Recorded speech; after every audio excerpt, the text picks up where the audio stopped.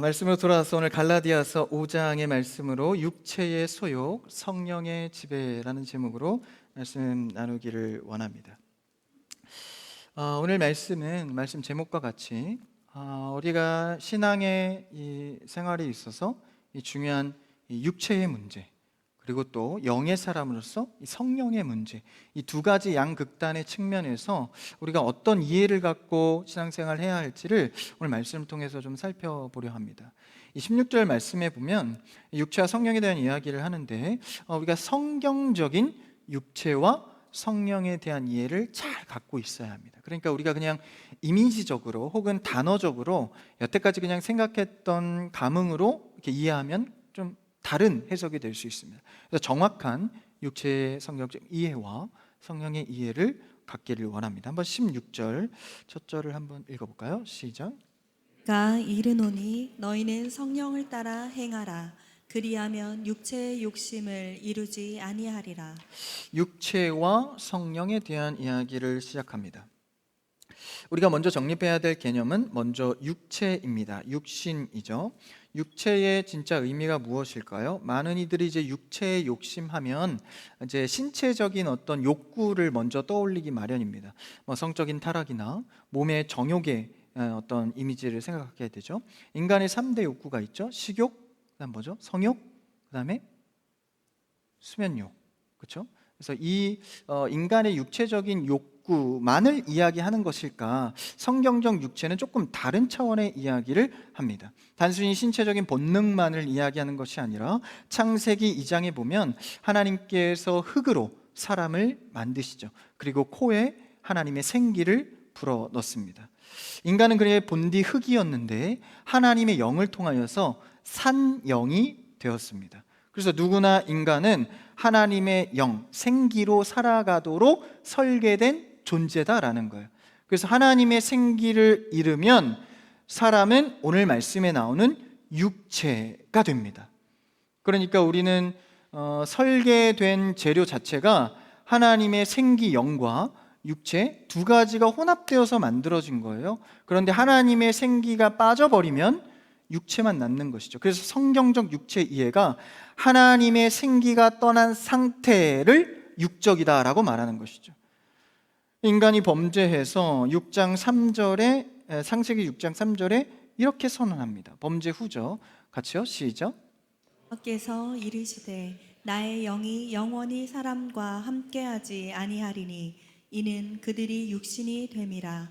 그러나 그들의 날은 120년이 되리라 하시니라. 그들이 육신이 되어버렸습니다. 하나님의 생기로 살아가던 사람이 그냥 생기가 없어진 상태, 육신이 되어버렸다라는 거예요. 그래서 그가 평생 100세, 요즘엔 80세, 100세 정도까지 살죠. 그런 상태가 되었다라는 것입니다.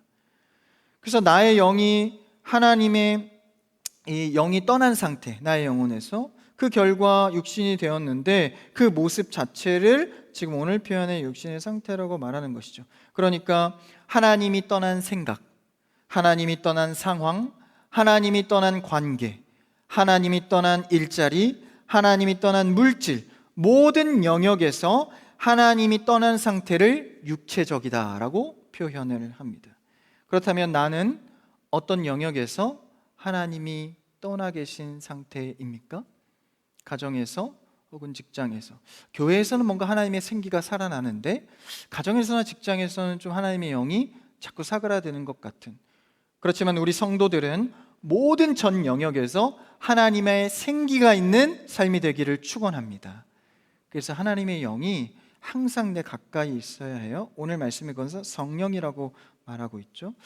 구약 성경에서 이스라엘이 이제 처음으로 애굽에서 벗어나서 모세에 이끌려 출애굽을 하게 됩니다. 그래서 그들은 이 홍해를 건너게 되죠. 홍해를 건너 광야로 처음 들어갔을 때 그 기쁨도 잠시 그들을 처음 대적했던 군대들이 있습니다. 바로 아말렉입니다.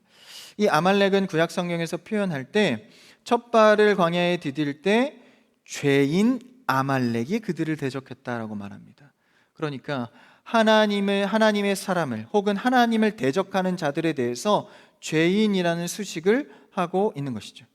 하나님의 영이 떠나 하나님을 반대하는 상태, 하나님을 반대하는 모습을 육체적이다, 죄인이라고 표현하고 있습니다. 그래서 아말렉은 단순히 이 죄를 많이 지은 민족이 아니라 하나님을 대적하고 반대하는 총체적인 세력, 그 상태를 상징하는 것이죠. 그래서 하나님을 떠나 그분을 대적하는 존재가 죄인 아말렉이라고 표현합니다. 그러나 하나님이 우리를 사랑하셔서 요엘 2장 말씀에서는 이렇게 말씀하십니다. 읽어볼까요? 시작. 그 후에 내가 내 영을 만민에게 부어주리니 너희 자녀들이 장래일을 말할 것이며 너희 늙은이는 꿈을 꾸며 너희 젊은이는 이상을 볼 것이며 그 후에 내가 내 영을, 창세기 때 생기를 불어주었던 그 영을 만민, 이 구절을 찾아보면 이제 밑에 풋노트에 만민에 대해서 이제 사람이라고 표현하면 육체, 그러니까 내 영을 그렇게 떠나 있던 육체에게 부어주겠다라고 말씀하시죠. 하나님께서는 죽은 육체가 된 우리를 다시 살리기 위해 요엘 선지자를 통해서 성령, 내 영을 모든 육체에게 부어주겠다고 약속하셨습니다. 이것을 이제 신약에 와서 예수님도 말씀하셨죠. 성령을 보내주신다고 말씀하면서 죽으시고 부활하신 뒤에 제자들에게 나타나 두려워 떠는 제자들 앞에서 숨을 내쉬며 뭐라고 말씀하십니까? 성령을 받으라. 여기서 말하는 성령은 창세기 때 나온 하나님의 생기입니다. 그러니까 성령님의 기능은 무엇입니까? 예수님을 깨닫게 하고 하나님의 본래의 설계 자체로 회복시키는 일을 한다라는 것이죠. 그래서 믿음을 통해서 본래의 인간의 형태로 가도록 돕는, 바로 성령님의 기능, 역할입니다. 그래서 이 장면을 통해서 창세기의 첫 창조에 이은 재창조의 역사가 신약에서 이루어지게 되는 것이죠. 그래서 기독교는 인간을 조금씩 고쳐서 쓰고 수정하고 개선하는 종교가 아니라 십자가에서 옛사람을 함께 묻고 완전히 새로운 생명으로 다시 태어나는 종교입니다. 여러분, 우리는 개선된 존재가 아니라 하나님의 생명, 생기로 다시 태어난 존재인 줄 믿습니다. 생기로 다시 태어난다라는 것. 그리스도를 성령 하나님께서 깨닫게 하시고 우리의 무지를 열어서 그리스도를 받아내게 하는 것이죠. 그래서 말씀이 들어와 깨달아지는 것은요, 우리의 오는 문제, 연륜의 문제나 나의 집중력, 지성과는 상관이 없는 거예요. 내 안에 생기가 들어오면 하나님의 생기로 쓰여진 말씀이 이해가 됩니다. 받아들여집니다.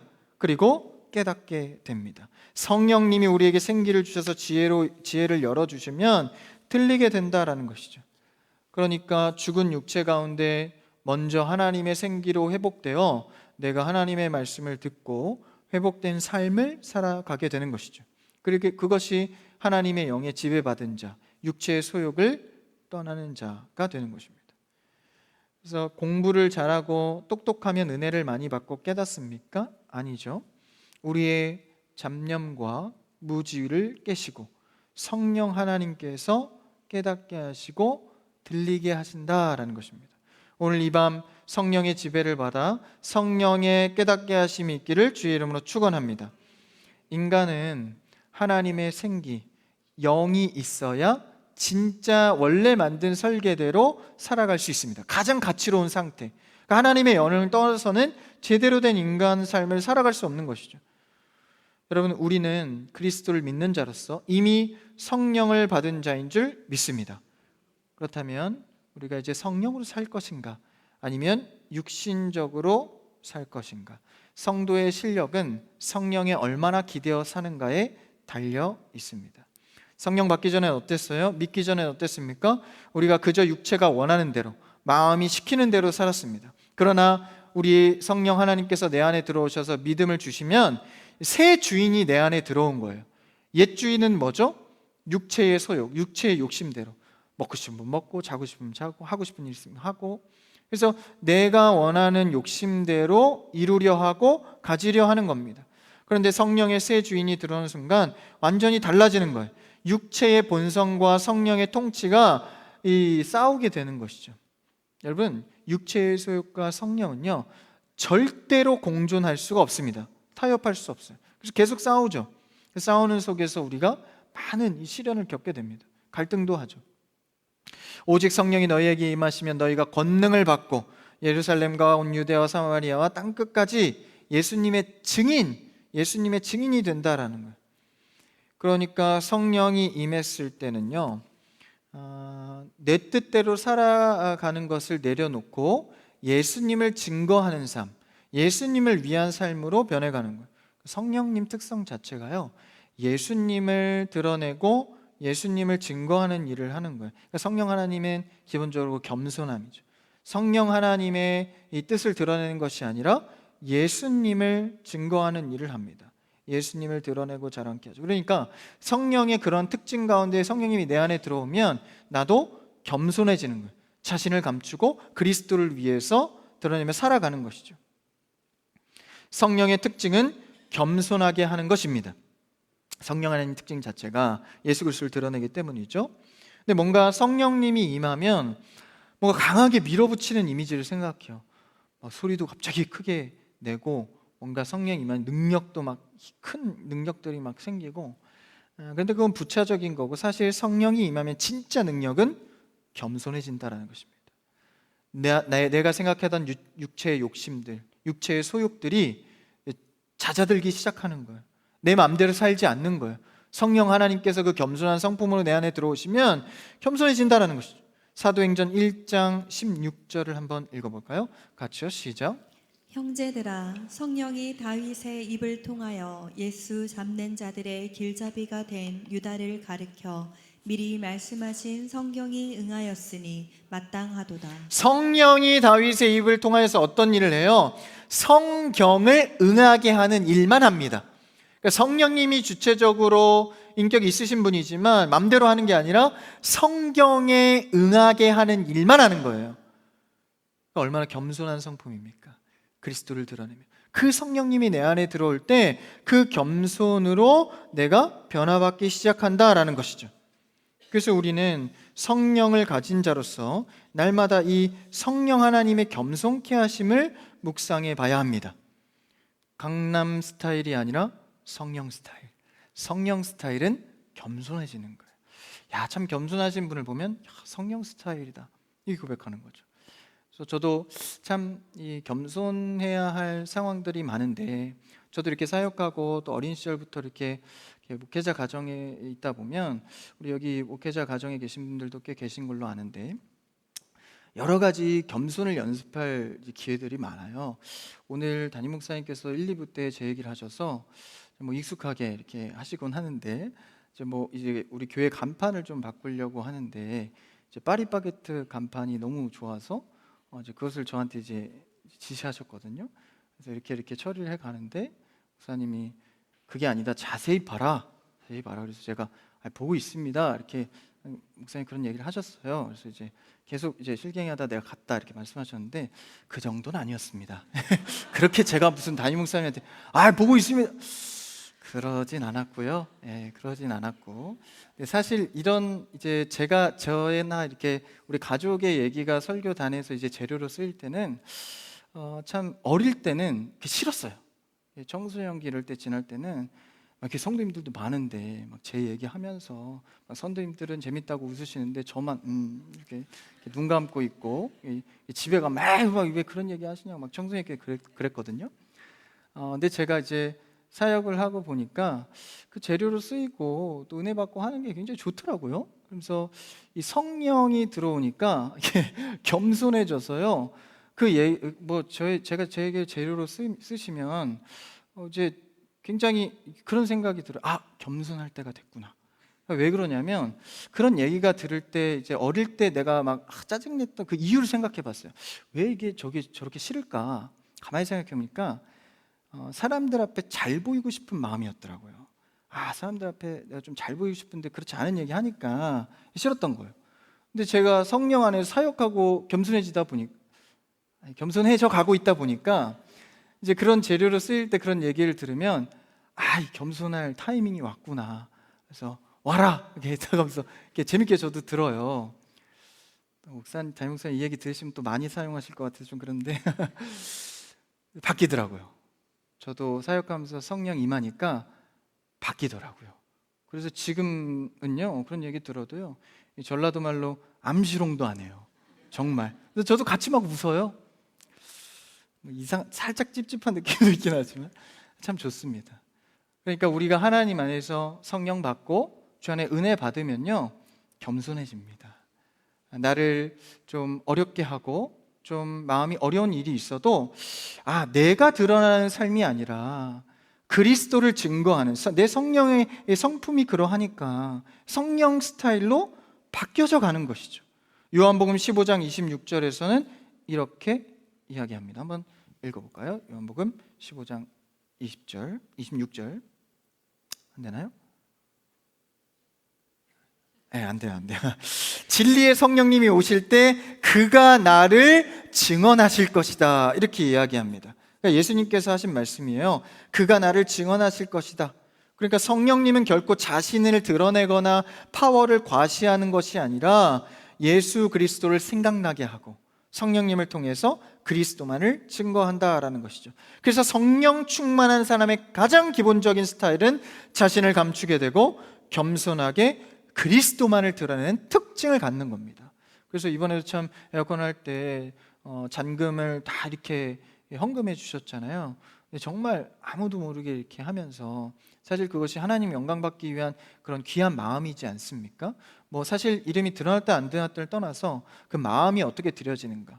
그래서 그 하나님께만 집중하는 그 마음이 그 안에 성령. 그러니까 성령 충만한 사람의 그런 특징을 생각할 때 내가 성령으로 지배받고 있나? 내 이름을 위해, 내 이름을 증거하기 위해 사는 것은 아닌가? 간혹 성령 충만을 잘못 오해하여서 목소리가 변하고 눈빛이 좀 무서워지는 성령 충만, 그걸 얘기하는, 그건 자기 충만이지 성령 충만이 아닙니다. 겸손해지는 것. 에베소서 5장 18절에서는 이렇게 이야기합니다. 한번 읽어볼까요? 에베소서 5장 18절. 이것도 안 돼요. 오늘 잘 안 되네. 술 취하지 말라, 이는 방탕한 것이니 성령의 충만함을 받으라. 그러니까 성령의 충만이라는 것은 양적 개념이 아닙니다. 지배를 말합니다. 지배를, 모든 영역에서 지배를 받으라라는 거예요. 내 모든 삶의 영역이 성령으로 지배받아 모든 일의 끝에 오직 주님만 남게 하는 것. 그래서 여러분, 어떤 일을 하든지 끝에 가선 결국 주님이 남아야 합니다. 주님이 도우셨네, 주님이 하셨네, 주님께서 이루셨네, 주님이 남을 수 있는 사역하는 여러분 되기를 축원합니다. 그 사람이 중간에 개입하고 어떤 일들이 있어도 끝에 가선 결국 주님만 남을 수 있도록, 끝에 가서 사람의 이름 남기고 자기 업적 남기는 일들이 되지 않도록. 성도 여러분, 우리는 그래서요, 모든 우리의 삶의 영역들에서 성령의 지배를 받아야 한다라는 거예요. 한번 오늘 본문 17절을 읽어볼까요? 본문 17절. 자막이 아예 안 되나 봐요. 17절 읽어볼까요? 시작. 육체의 소욕은 성령을 거스르고 성령은 육체를 거스르나니 이 둘이 서로 대적함으로 너희가 원하는 것을 하지 못하게 하려 함이니라. 우리의 내면에 두 영역이 생겼습니다. 본래 죄인 육체의 소욕이 있었는데 성령이 들어오셔서 공존할 수 없으니까 전쟁과 갈등이 시작되는 것이죠. 사도 바울이 로마서 7장에 고백했던 것처럼 속사람으로는 하나님의 법을 즐거워하는데 내 지체 속에선 또 다른 법이 나를 사로잡혀서 치열한 영적 전투를 벌인다라는 거예요. 그래서 사도 바울이 오호라 나는 공고한 사람이로다. 누가 이 사망의 늪에서 나를 건져내랴. 그래서 이 몸은 사망의 늪과 같아요. 그래서 갈등하게 되는 것이죠. 그래서요, 성령 하나님이 내 안에 말씀으로 들어올 때는요, 어쩔 수 없습니다. 자꾸 찔려요. 그래서 여러분, 신앙생활 하면서 많이 찔리는 여러분 되길 바랍니다. 이게 은혜예요. 사실 찔리지 않으면요, 하나님 안에서 나를 절대 볼 수 없습니다. 그러니까 성령의 새 주인이 자꾸 안 된다고 찌르는 거예요. 많이 찔리는 여러분 되시기를 바랍니다. 신앙은 찔리며 하는 거예요. 옆 사람과 인사해 볼까요? 찔리며 삽시다. 네, 찔리며 신앙생활 해야 되는 거예요. 18절, 19절 넘어서 22절까지 이제 육체의 일을 이야기하고 또 뒤에는 성령의 열매를 이야기합니다. 오늘 본문이 말하는 육체의 소욕이 뭘까요? 18절에서 19절에 보면 육체의 음행과 더러운 것, 호색, 우상숭배, 주술, 원수 맺는 것, 분쟁, 시기, 분냄, 당짓는 것, 분열과 이단, 투기, 술 취함, 방탕, 이 수많은 것들을 육체의 소욕으로 이야기합니다. 우리의 욕망들이죠. 그러니까 사실 이것은요, 가만히 있어도 드는 마음입니다. 그러니까 뭔가 노력을 하지 않아도 가만히 두면 사람이 이런 마음을 갖게 된다는 거예요. 그래서 여러분, 신앙생활은 가만히 계시면 안 됩니다. 자꾸 말씀을 들어야 되고, 힘들어도 교회 나와야 하고, 예배 생활하고 누구의 권면을 받는다면 순종해 봐야 하는 것이고, 여러분, 신앙생활 가만히 계시지 마시고 자꾸 하나님의 말씀을 듣고 장소에, 하나님의 이 곁에 갈 수 있는 장소에 거하는 여러분 되길 바랍니다. 가만히 계시면 안 되는 거예요. 그러면 내 생각대로 그냥 올라오는 이 육체의 소욕이 있다라는 것이죠. 그런데 더 큰 문제는요, 문제는 과도하게 이제 나쁜 일을 하는 것이 아니라 좋은 것을 과도하게 하는 일이 문제가 될 때도 있습니다. 사실 정말 망가진 사람이 아니고서야 오늘 본문의 말씀에 나오는 내용을 다 이렇게 육체의 소욕대로 하는 사람은, 신자는 많지는 않을 것입니다. 근데 더 우리가 빠지는 게 뭐예요? 대놓고 악한 것을 과도하게 하는 것보다 정작 정말 선한 것을 과도하게 할 때, 좋은 일이라고 생각하는 것을 과하게 할 때도 문제가 된다는 거예요. 그러니까 아무리 좋은 일이라 할지라도 과장되고 또 부풀려지고 허세가 될 때 육체의 소욕으로 탈바꿈한다라는 것이죠. 이 구약의 예시를 보면 사울 왕이 그랬습니다. 아말렉을 진멸하려 하는 하나님의 명령을 받을 때 모든 것을 가지지 말라 그랬거든요. 전쟁에 이기고 나서. 근데 전쟁에 이기고 너무 기분이 좋으니까 기특하고 좋은 생각을 한 거예요. 주님, 이 살찐 짐승들 이거 버리기 아까우니까 남겨두면 하나님 위해서 제사할 때 쓰겠습니다. 이거 얼마나 기특한 생각이요. 그런데 하나님의 말씀에는 그 내용이 없었거든요.